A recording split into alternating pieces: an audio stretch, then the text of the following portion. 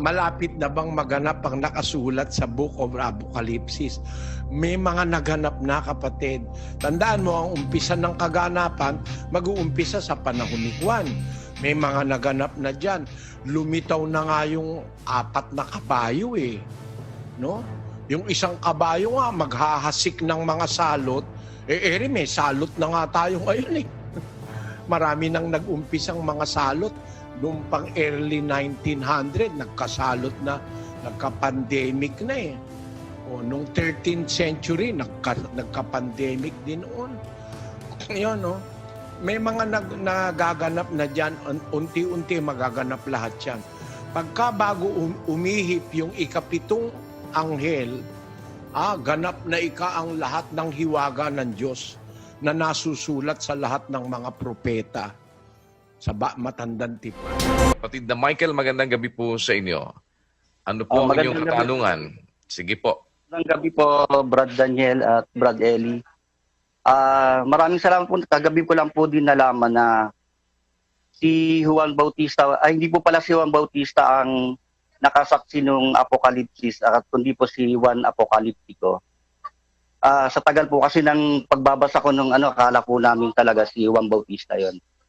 Saka yung katanungan ko po tungkol dun po sa pahayag 7:4, yung tinatakan po ng 144,000 na katao na sa 12 lipi. Saka po kung yung nakasulat po ba kasi po ako lagi ko binabasa yung Book of Apocalypse. Kung yung nakasulat po ba doon ay malapit na po bang maganap? Ilan po, Brad Eli?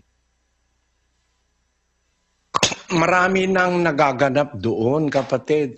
Alam mo kasi, dapat pag binabasa natin, ito hindi naman kasi ito tinuturo sa mga pastor ng mga pastor. Ang Apokalipsis ay prophecy, revelation.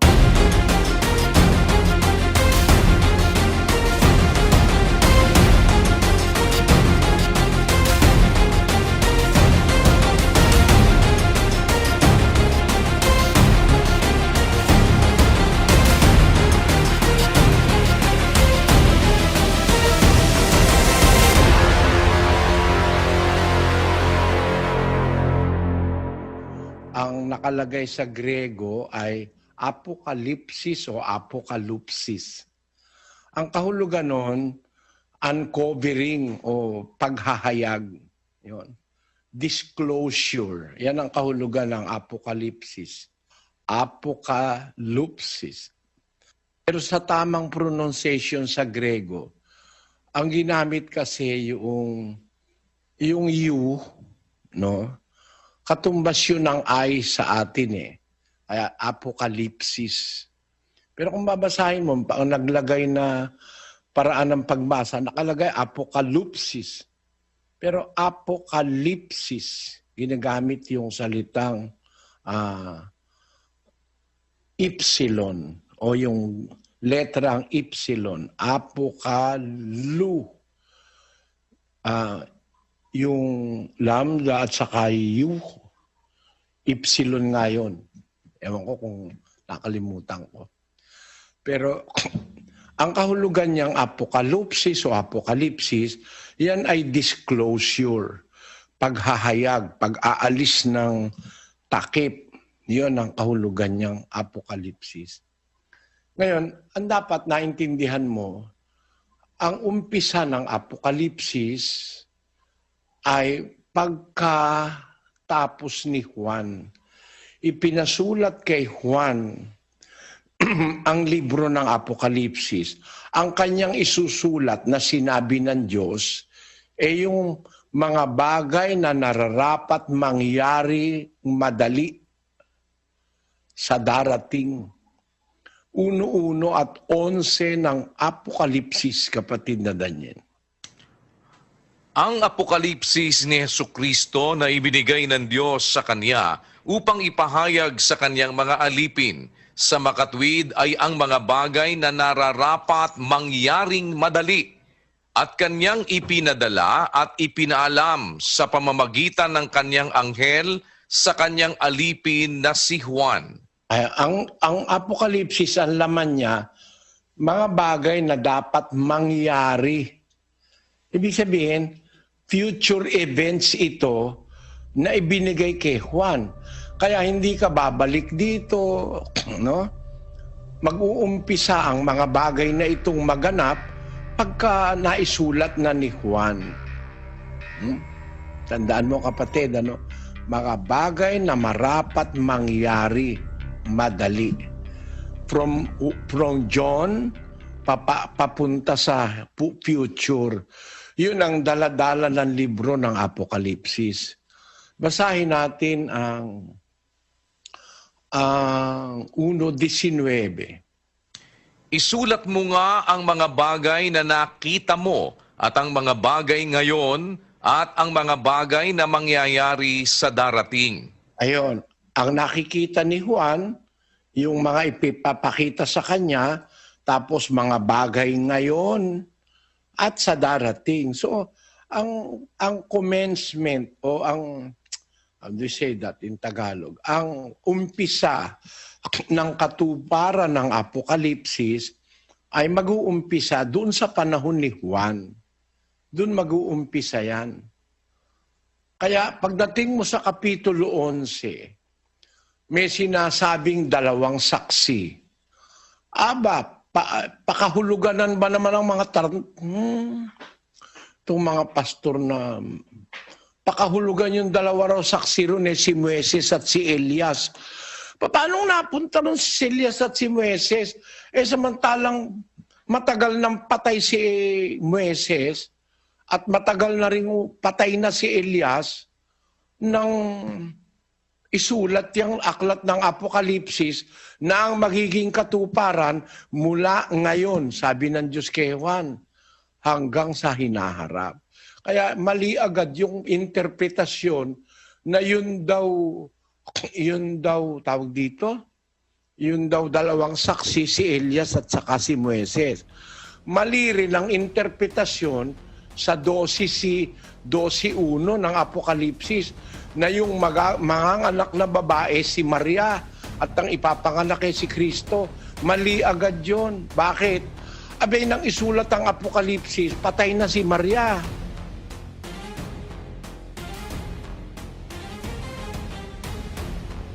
At naipanganak na ang Panginoong Jesus. So hindi yan yung babae, si Maria, at ang ipapanganak na inagaw sa langit si Jesus. Mali agad na pa-interpretasyon ng Katoliko yan.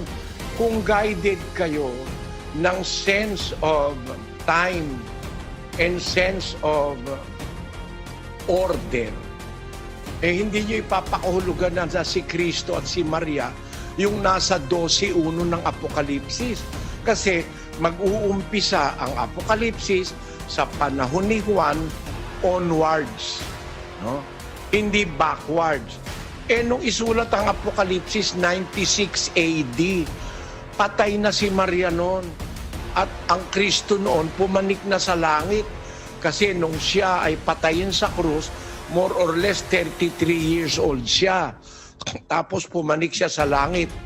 96 AD na yan, nakaraan na ang mahigit na 60 taon mula sa pagpanik sa langit ni Kristo. 60 taon na nakaraan. Paano mo ngayon sasagot? 60 ba o 30, kapatid na Daniel? 60 po. 60 taon na. Tapos babalik ka ngayon. Nakalagay sa Apokalipsis manganganak yung babae, si Maria raw yun. At ang ipapanganak si Kristo. Mali, kasi hula nga yan nang mangyayari sa hinaharap. Nakasunod ka ba, kapatid na Michael, sa sinasabi ko? Opo, Brad Eli. Nakakasunod po naman namin. Naiintindihan mo yung halaga na yon ng sinasabi ko, kapatid na Michael, na hindi pwedeng ilagay mo na interpretasyon sa Apokalipsis ang bagay na nakaraan na, kasi mag-uumpisa lang ito sa panahon ni Juan, which is 96 AD. Naintindihan mo yung punto na yon? Opo, Brad Eli.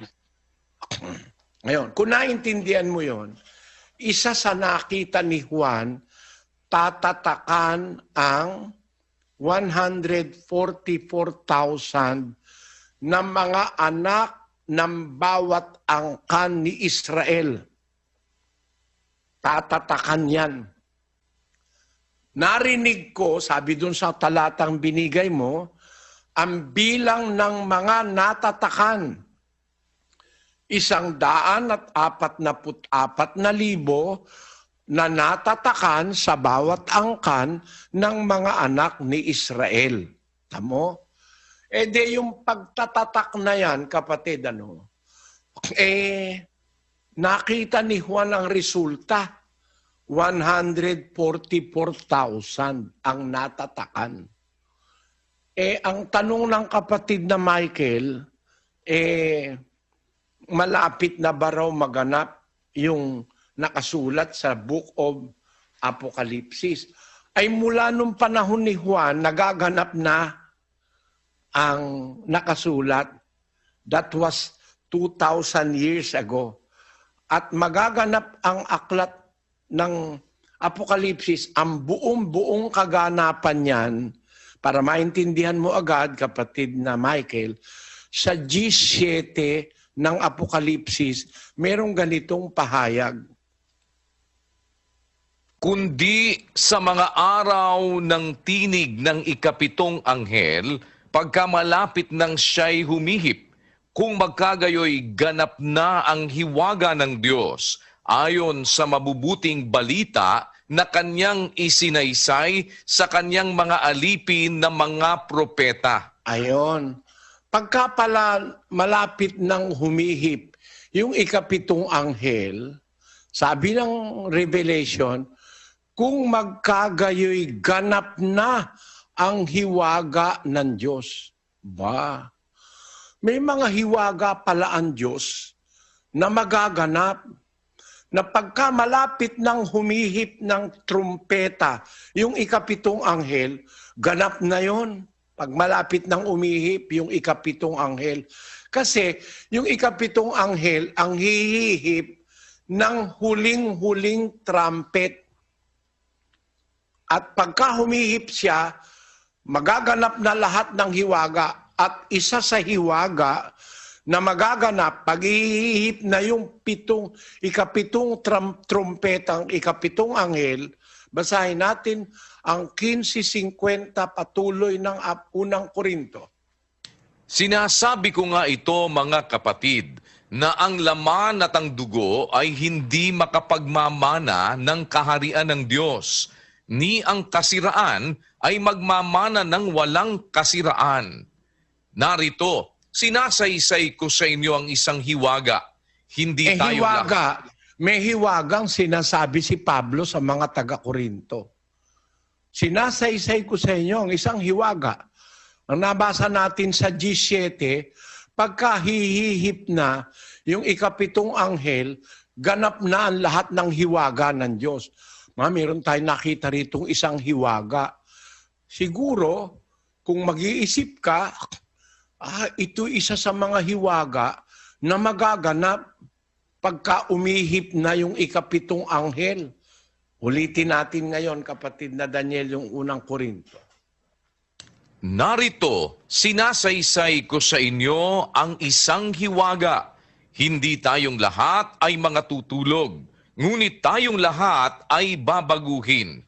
Sa isang sandali, sa isang kisap mata, sa huling pagtunog ng pakakak, sapagkat tutunog ang pakakak at ang mga patay ay mga bubuhay na mag-uli na walang kasiraan at tayo'y babaguhin. Ayun, isa sa hiwaga palang magaganap na pinagpauna na sa Apokalipsis na pagka hihihip na yung ikapitong anghel, nakahuli-hulihang hihihip, ganap na ang mga hiwaga ng Diyos. Isa pala ron yung sinasabi ni Pablo na hindi lahat ng maliligtas matutulog o mamamatay. Pero lahat ng maliligtas babaguhin. Sinasaysay ko sa inyo ang isang hiwaga.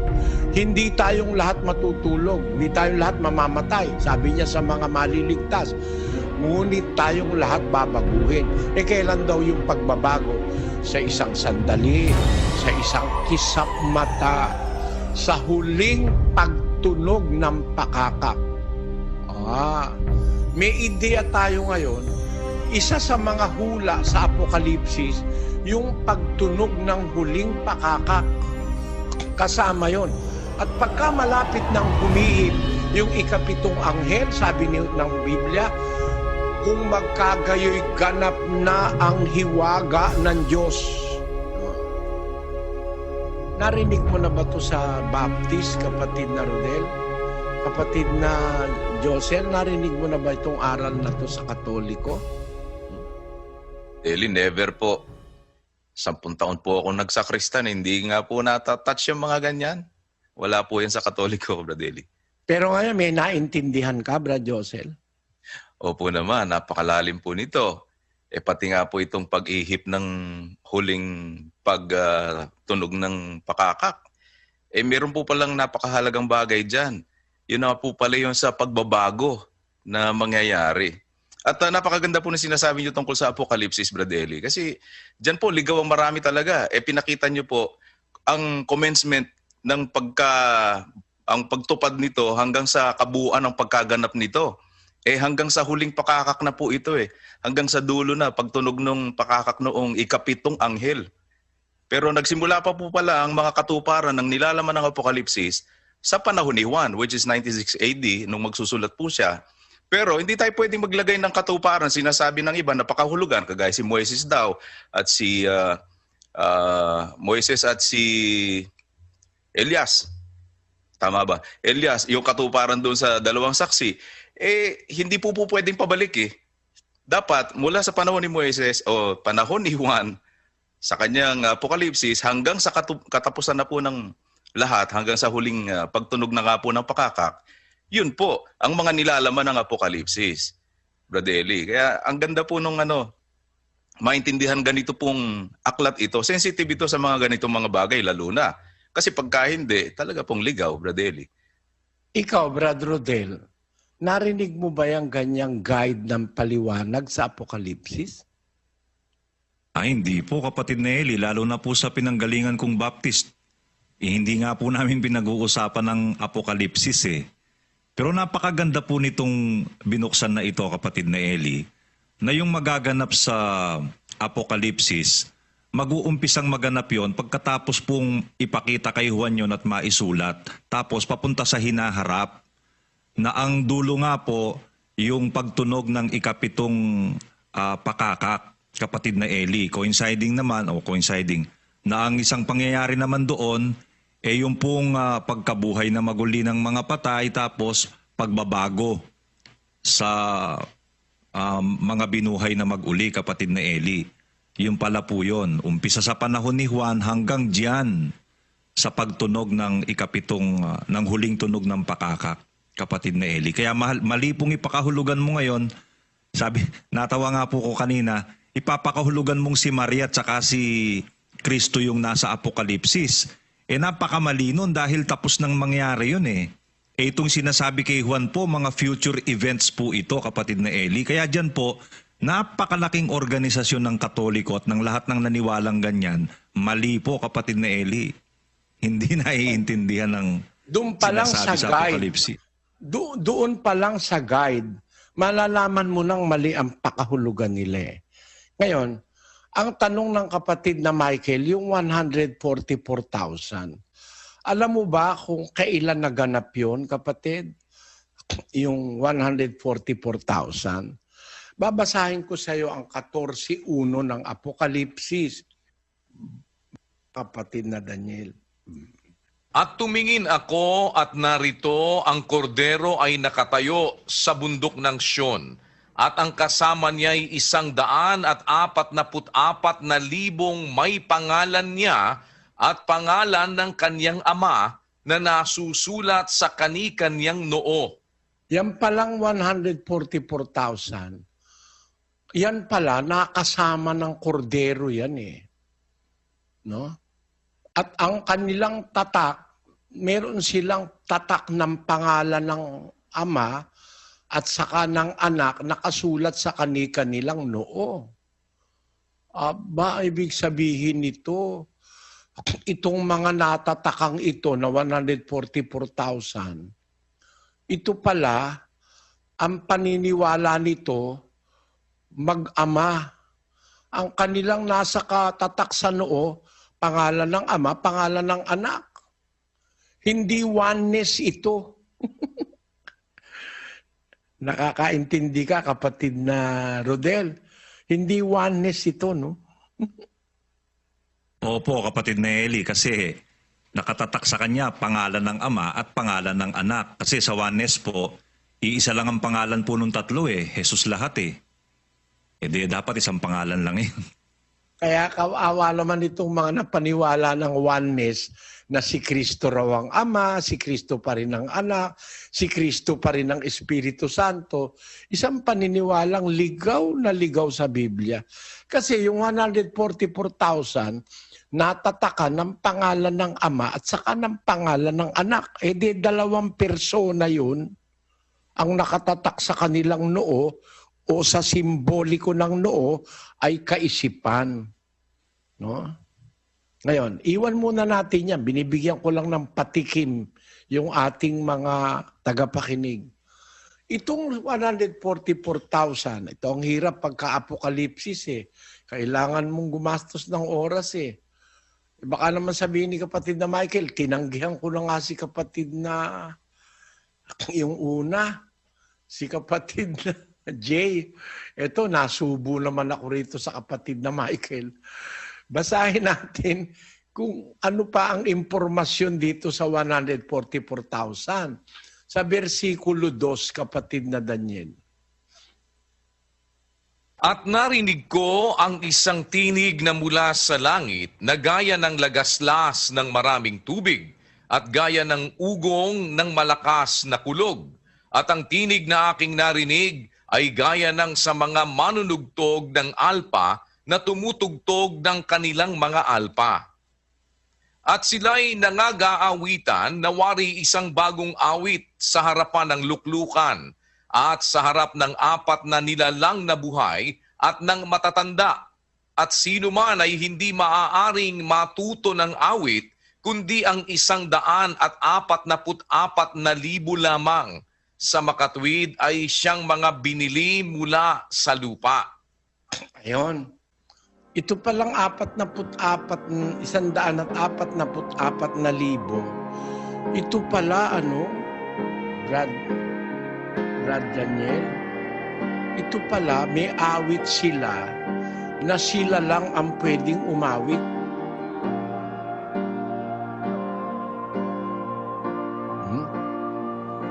Hindi natin pwedeng awitin yung awit nila. Exclusive para sa kanila yon.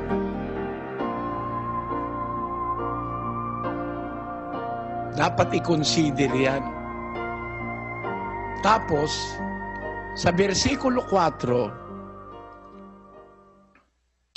Ang mga ito'y ang hindi nangahawa sa mga babae, sapagkat sila'y mga malilinis, at ang mga ito'y ang... yan sa punto na yan, naligaw na naman yung nagpakahulugan. Ito pala puro lalaki pala ito. Biro mo, 144,000, walang nasalit na babae kahit isa sa pakahulugan nitong mga pastor ngayon. Kasi ang nakasulat, ang mga ito hindi nangahawa sa mga babae. Sapagkat sila'y mga malinis. Ang mga ito nagsisunod sa kordero saan man siya pumaroon. Ang mga ito'y ang binili sa gitna ng mga tao na maging mga pangunahing bunga sa Diyos at sa kordero. Kaya itong katuparan nito, hindi ito Israelita sa panahon ni Moises. No? Itong 144,000, mga Israelita ito, mga angkan ni Israel, pero hindi sa panahong nagdaan. Kasi nga ang Apokalipsis ay yan, magaganap yan mula kay Juan onwards. No? So ang pagkakatatak nitong mga ito nangyayari o mangyayari mula kay Juan papunta sa hinaharap. Itong mga 144,000 na ito, hindi ito nahawa sa mga babae. Ibig ba sabihin, puro lalaki ito na naligtas? Hindi ganon. May babae rito. Pero silang lahat, yung 144,000, hindi sila nahawa sa mga babae kasi nagsisunod sila kay Kristo. Sino ba yung mga babae na hindi sila nahawahan nitong mga babaeng ito? Basahin natin ang 17 ng Apokalipsis, versikulo 1 hanggang 5. Basahin natin. At dumating ang isa sa 7 anghel na may 7 mangkok at nagsalita sa akin na nagsasabi, "Pumarito ka, ipakikita ko sa iyo ang hatol sa bantog na patutot na nakaupo sa maraming tubig, na siyang pinakiapiran ng mga hari sa lupa, at ang mga nananahan sa lupa ay nalasing sa alak ng kanyang pakikiapid." Meron palang revelation yung anghel. Papakita ko sa iyo yung bantog na patutot. Babae yun, ha? Masamang babae. Na siyang pinakiapiran, nakiapid sa kanya ang mga hari sa lupa at ang mga nananahan sa lupa, hindi lang hari, pati mga tao, nalasing sa alak ng pakikiapid nitong babaeng ito na nakaupo sa maraming tubig. Tuloy natin sa 3. At ako'y kanyang dinalang nasa espiritu sa isang ilang, at nakita ko ang isang babae na nakasakay sa isang hayop na pula, na puno ng mga pangalang pamumusong, na may 7 ulo at 10 sungay. At nararamta ng babae ng kulay ube at ng pula, at nahihiyasan ng ginto at ng mga mahalagang bato at mga perlas, na sa kaniyang kamay ay may isang sarong ginto na puno ng mga kasuklam-suklam at ng mga bagay na marurumi ng kaniyang pakikiapid.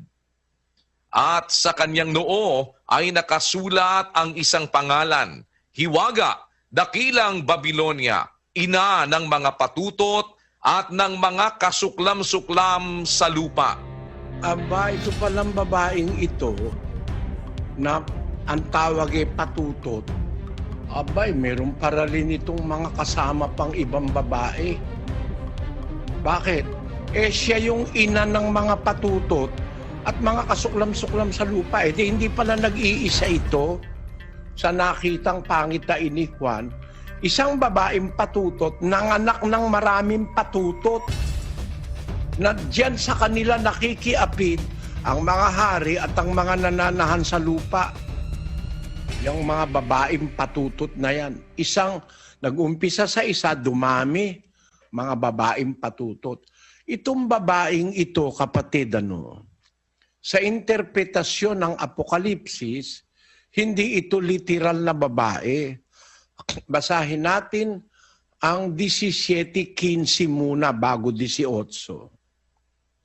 At sinabi niya sa akin, ang tubig na iyong nakita na kinauupuan ng patutot ay mga bayan at mga karamihan at mga bansa at mga wika.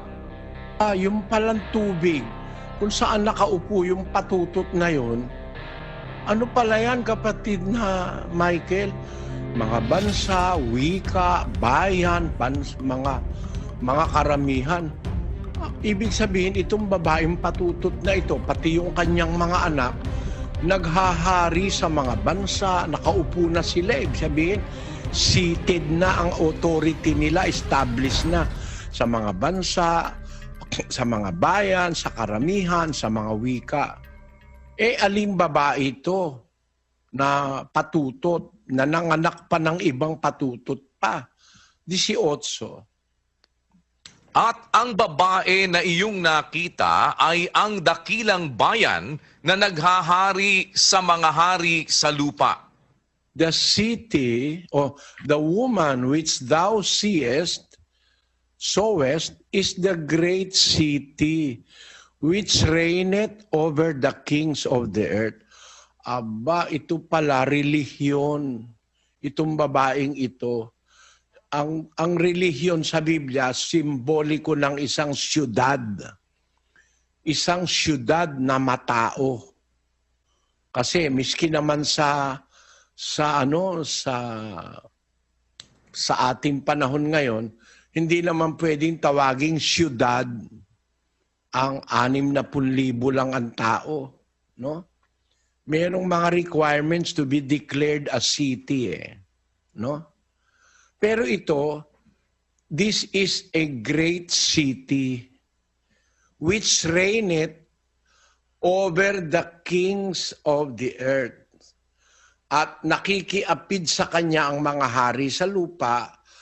Ang tawag sa kanya, doon sa 17:5, Hiwaga, Dakilang Babilonya, ina ng mga patutot, at mga kasuklam-suklam sa lupa. Sa versikulo 6, kapatid na Daniel, At nakita ko ang babae na lasing sa dugo ng mga banal at sa dugo ng mga martir ni Jesus. At nang aking makita siya, ay nanggilalas ako ng malaking panggigilalas. ito palang babaeng ito, kriminal na relihiyon ito. Pinapatay yung mga alagad ni Jesus. Kaya mag-iisip ka na agad, kapatid na Michael, meron bang relihiyon sa lupa pinapatay yung mga kay Kristo? Ako alam ko meron kalaban ng mga Kristiyano itong relihiyong ito, itong babaeng ito. At ito, maraming anak ito. Nanganak ito ng mga relihiyon din na ang diwa, yung kadiwa ng kanilang nanay na patutot. No? Kung isusuma mo ngayon ito, ang naghahari sa lupa, relihiyon, paniniwala, maling mga paniniwala. Balikan natin yung 144,000 sa Apokalipsis 14. Ang sabi doon sa versikulo 4, itong 144,000, hindi ito nangahawa sa mga babae. Natatakan pala ito sa kanilang noo at sa ng pangalan ng ama at anak, hindi pa nag-i-exist yung mga babae o yung maling relihiyon at ang kanyang mga anak na patutot din. Pero hindi ibig sabihin ng salitang, ang mga ito hindi nahawa sa mga babae, puro lalaki ito. Hindi. Mga Israelita ito, hindi sa panahon ni Moises, kundi ito'y mga Israelitang natatakan. Natatakan sa pamamagitan ng aral ng kordero at nasakop ng dugo ng kordero. Kailan ito? Mga Israelita ito na nabuhay mula sa panahon ni Juan hanggang sa mga dumating na panahon. Israelita ito.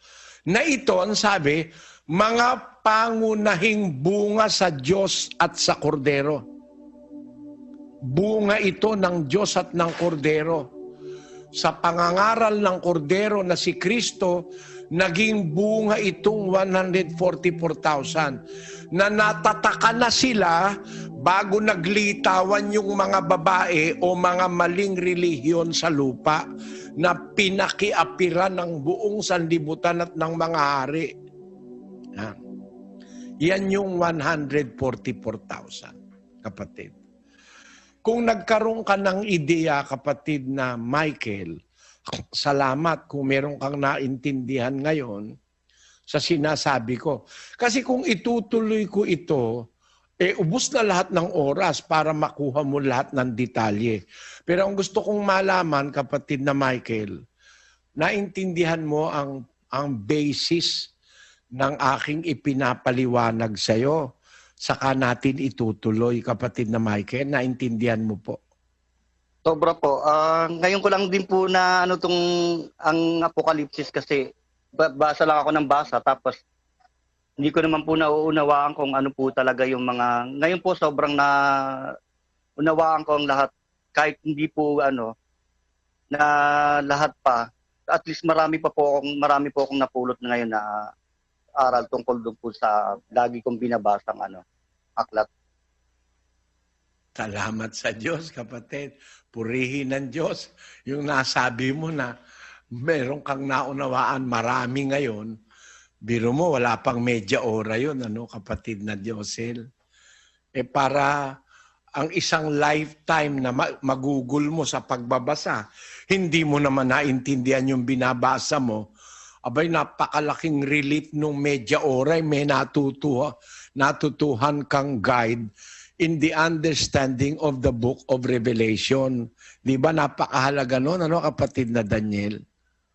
Opo, kapatid na Eli, kasi yung pong pangunahing pinakamahalaga sa pagbabasa, yung naintindihan mo yung binabasa mo. Ito pong binibigay nyo sa amin, kapatid na Eli, ay pinaka-guide para mas maintindihan yung mga susunod mo pang babasahin. Pagka ipinaliwanag na sa'yo, mas madali mo na pong maliliwanagan. Kasi ang dami nyo pong na-discuss na dito, kapatid na Eli, na magiging basis ng pag-unawa mo na hindi ka mailigaw basta-basta doon sa mga pinalilitaw nila. Kagaya nga po noong sequences pa lang, maintindihan mo na. Hindi mo pwedeng i-apply pabalik. Kasi ito ngayong dito sa Apokalipsis, mangyayari ang commencement o ang pasimula doon sa panahon ni Juan. So lahat ngayon na mababasa mo doon, may guide ka na. Hindi ka na maloloko noong ipapasok na si katuparan na si Maria at ang ating Panginoong Jesucristo yung ipinanganak, dahil makikita mo na sa panahon na ito hindi mo pwedeng yun ay gamitin dahil nakaraan na yun. Marami po, kapatid na Eli, yun ang pinakamahalaga kasi na maintindihan mo yung binabasa mo, dahil mabasa mo man yan ng buo, ang dami na nga pong ganyan ang ginawa. Kabisado pa po mula umpisa, mula takip hanggang doon sa kabila, pero hindi rin naman nila naiintindihan. What's the use kung nagbabasa ka ng hindi mo naman nauunawaan? Kaya salamat sa Diyos at si kapatid na Michael po ay marami nang nakuha na guide dito, and kung talagang nasundan niya po yung mga pinapaliwanag niyo, kapatid na Eli, marami talaga. Marami na pong laman ito dahil kailangan pag nilay-nilayan mo pa ito para mas manamnam pa natin, kapatid na Michael. Isa pa, kapatid na Michael, kapatid na Daniel, Brad Josel, Brad Rodel. Ang isa pa, makikita mo kung gaano kamali ang paliwanag ng Iglesia ni Manalo. Na yun daw, pagtatatak sa Apokalipsis, nangyari daw yun, nag-umpisa 1914. At ang nagtatak daw si Manalo sa pamamagitan ng pangangaral ng Ebanghelyo. Alay, hindi po mali pong pakahulugan. Bakit? Hindi naman po Pilipino yung natatakan dun 144,000 na mga anak ni Israel. Kapatid na Joseph? At yung 144,000 natatakan, di umano'y si Manalo nagtatak. Aba, kapatid na Josel, ang very distinguishing doon, ang naitatak doon, pangalan ng ama't anak, hindi pangalan ng anak na walang ama.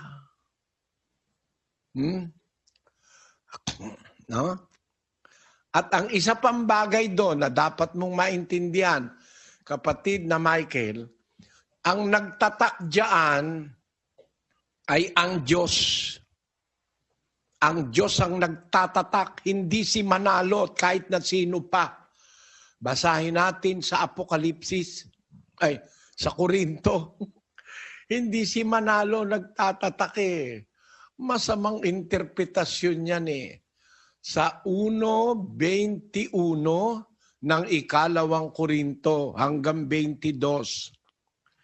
Ngayon, siya na ang nagpapatibay sa amin na kasama ninyo kay Kristo at nagpahid sa atin ay ang Diyos, na siyang nagtatak naman sa atin at nagbigay ng patotoo ng Espiritu sa ating mga puso.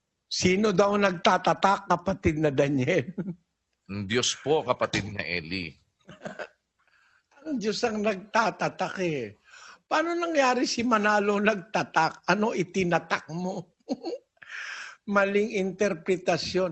Ang nagtatatak ang Diyos. Pagkatapos, isa pa, natatakan sila, pangunahing bunga sila ng kordero. Aba, ibig sabihin, bago tayo nabuhay, bago nangaral si Manalo, natatakan ng mga ito. No? Pangunahing bunga na nga ng kordero ito eh. Ulitin natin ng 14:4. Ang mga ito, pagkat sila'y mga malilinis, at ang mga ito'y ang nagsisisunod sa kordero, saan man siya pumaroon. Ang mga ito'y ang binili sa gitna ng mga tao, na maging mga pangunahing bunga sa Diyos at sa kordero. 5. At sa kani-kaniyang bibig ay walang nasumpungang kasinungalingan. Sila'y mga walang dungis. Ito palang 144,000 na to. Hindi mga sinungaling ito. Pakinggan natin si Manalo. Mga kapatid, sinungaling, hindi pwedeng manindigan. Kung ang isang manggagawa kakampi sa katiwalian, hindi pwedeng manindigan. Kung ang isang manggagawa siya pang nagtuturo ng katiwalian, lalong masamang manggagawa ito. Wala ng sariling paninindigan, ay siya pang kasangkapan ng Diablo. Sino ho yung ganyang manggagawa? Maraming manggagawa natin, halos lahat, ganyan. Hindi ho ba naman isang napakarahas na pagpaparatang yan? Hindi. Kaya ako nalalaman, sapagkat ang mga ulat na dumarating sa amin, hindi totoo. Bakit hindi naging totoo? Hindi sapagkat ang kapatid ang nagkamali, kundi ang mga manggagawa ang siyang bumabago ng ulat para ilihis ang paniniwala ng pangangasiwa. Kaya yun ho bang mga tagapamahala Ang mga nalalaman niya? manggagawa natin, sabi ni Manalo, halos lahat sinungaling. Teka muna, kung ang natatakan sa inyo, si Manalo nagtatak. Yung 144,000 ang natatakan ang Diyos ang nagtatak. Ang distinguishing mark noon, hindi mga sinungaling yon. Ikaw na magbigay ng pakahulugan, Brad Josel. Opo, Bradeli. Kaya nga po, palpak ang claim ni Manalo. Kasi dapat, kung sa Diyos talaga yung natatakan at ang Diyos po talaga kasi ang nagtatatak, hindi po mga sinungaling yan. Ito po mga alipores ni Manalo na siya po ang may tatak at nagtatak. Ayan. Ang tatak nila mga sinungaling po Bradeli. Hindi pwedeng tanggapin na sa Diyos po itong mga ganito. Palibasa impostor lang. Nagkiklaim ng hindi naman kanya. Pangunahing bunga ng Diyos at ng Kordero. Ang kinin mong ikaw ang nagtatak. Paano nangyari yun?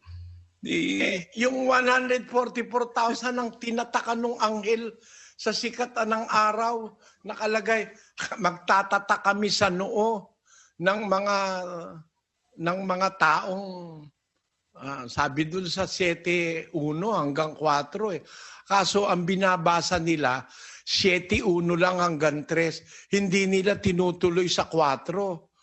Mahahalata kasi pag tinuloy nila sa 4 na yung natatakan mga Israelita, hindi Pilipino. Basahin natin yung paborito nila ito Kasi kaya nila to paborito yung sa punto na yung anghel na umaakyat sa sikatan ng araw. Ang sikatan daw ng araw, Pilipinas. Mali na naman. Hindi naman sikatan ng araw ang Pilipinas. Ang Pilipinas, nasa sikatan ng araw, nasa east. Pero hindi sa kanya mismo unang sumisikat ang araw. Ayun, para paniwalaan mo ngayon, ipakita mo sa tao na ang sikatan ng araw ay ang Pilipinas. Kaya si Manalo galing sa Pilipinas, maling interpretasyon niya ng Apokalipsis. Kasi ang Apokalipsis, sabi dun sa 7.1 na pinuputol nila sa 3, ituloy mo lang sa 4, hindi ka na maliligaw eh. 7.1 hanggang 4. At pagkatapos nito ay nakita ko ang 4 na anghel na nakatayo sa 4 na sulok ng lupa na pinipigil ang 4 na hangin ng lupa upang huwag humihip ang hangin sa lupa o sa dagat man o sa anumang punong kahoy. At nakita ko ang ibang anghel na umaakyat mula sa sikatan ng araw, na taglay ang tatak ng Diyos na buhay. At siya'y sumigaw ng tinig na malakas sa 4 na anghel na pinagkaloobang maipahamak ang lupa at ang dagat, na nagsasabi, huwag ninyong ipahamak ang lupa, kahit ang dagat, kahit ang mga punong kahoy, hanggang sa aming matatakan sa kanilang mga noo ang mga alipin ng ating Diyos. At narinig ko ang bilang ng mga natatakan na 144,000 na natatakan sa bawat angkan ng mga anak ni Israel. May napansin ka dyan sa versikulo 4, kapatid na Daniel? Ang sabi po dito, yung bilang ng mga natatakan sa 144,000 sa bawat angkan ng mga anak ni Israel. Di hindi Pilipino yan. Opo. At ang versikulo 4 nag-uumpisa sa conjunction na at. Bakit at? Kaduktong kasi ng 3 yan eh. Kaya nga may at eh. Na nagsasabi sa 3, huwag ninyong ipahamak ang lupa kahit ang dagat, kahit ang punong kahoy, hanggang sa aming matatakan sa kanilang mga noo ang mga alipin ng ating Diyos. At narinig na nga ni Juan ang bilang ng mga natatakan, 144,000 ang natatakan sa bawat angkan ng mga anak ni Israel. Hindi Pilipino yan, para naman lakas naman ng loob sabihin si Manalo yung nagtatak. Hindi nga Pilipino yan eh. Yung mga natataka na yan, 144,000, pangunahing bunga yan ng kordero at ng Diyos. Sila ang unang bunga ng Kristyanismo. Taga-Israel yan. Inuulit ko, hindi Israelita yan sa panahon ni Moises. Israelita yan sa panahon ng Kristyanismo. Kaya pangunahing bunga ng Diyos at ng Kordero. Mga nagsisunod yan sa Kordero o kay Kristo. Naging bunga yan ng pangangaral ng mga apostol. Yang 144,000 na yan. Bunga ng pangangaral ni Kristo at ng mga apostol. Yan ang dapat nating makita. Kaya, diyan sa guide na yan ng Apokalipsis, hindi ka pwedeng maniwalang ito naganap kay Manalo. Kasi 1914 ka lang nag-umpisang magtatak o 1913. Kaya lang dinadaya nila yung mga tao Nag-umpisa Iglesia ni Cristo 1914. Mali yan, 1913 pa lang nagtatatak na kayo. Nasa ebidensya ko yan na 1913 nagtatatak na kayo. Ito pa sa pasugo. Tapos ipinapakahulugan doon daw sa umpisa ng gera, doon daw sila nagtatak. Ang gera ay nag-umpisa 1914. Nagtatak kayo 1913. Di wala sa tiempo. Basahin natin ang pasugo, July 1989. Mababawi niyo pa ba ito? Mga iglesia ni Manalong Pastor, eto. The barrio of Punta Santa Ana lies at the confluence of the Pasig and San Juan rivers. In this place, Brother Felix Y. Manalo began fulfilling the prophecies of God about his last messenger who will emerge in the Far East at the time called ends of the earth. He first introduced the church to the workers of Atlantic Gulf and Pacific Company, or AG&P. The first fruits of his preaching were baptized at the Pasig River in late 1913. 1913.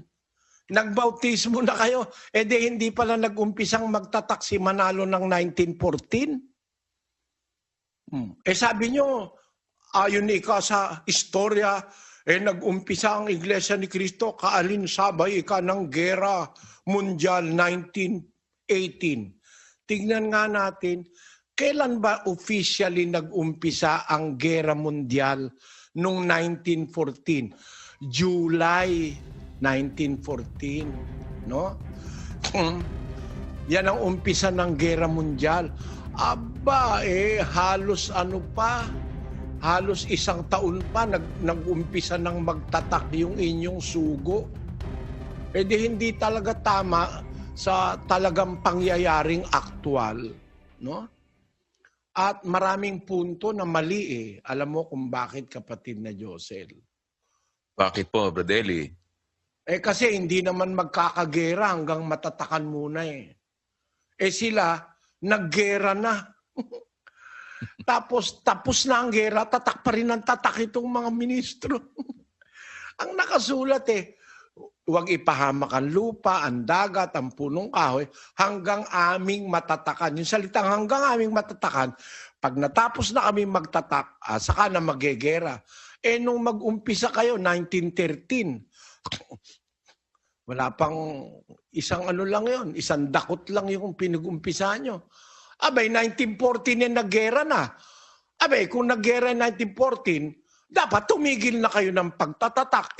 Ang claim nyo ngayon, doon kayo nagumpisang magtatak. Balintuna sa Biblia. Balintuna talaga. Di bale, pag-aaralan natin yan sa isang pagkakataon. Isasama ko na yung tanong ni kapatid na Michael na malapit na bang maganap ang nakasulat sa Book of Apocalypse? May mga naganap na, kapatid. Tandaan mo, ang umpisa ng kaganapan, mag-uumpisa sa panahon ni Juan. May mga naganap na dyan. Lumitaw na nga yung 4 na kabayo no? Yung isang kabayo nga, maghahasik ng mga salot. May salot na nga tayo ngayon Marami nang nag-umpisang mga salot. Noong pang early 1900, nagkasalot na, nagka-pandemic na noong 13th century, nagka-pandemic din noon. Yun, no? May mga nagaganap na dyan, unti-unti magaganap lahat yan. Pagka bago umihip yung ikapitong anghel, ganap na ang lahat ng hiwaga ng Diyos na nasusulat sa lahat ng mga propeta sa matandang tipan.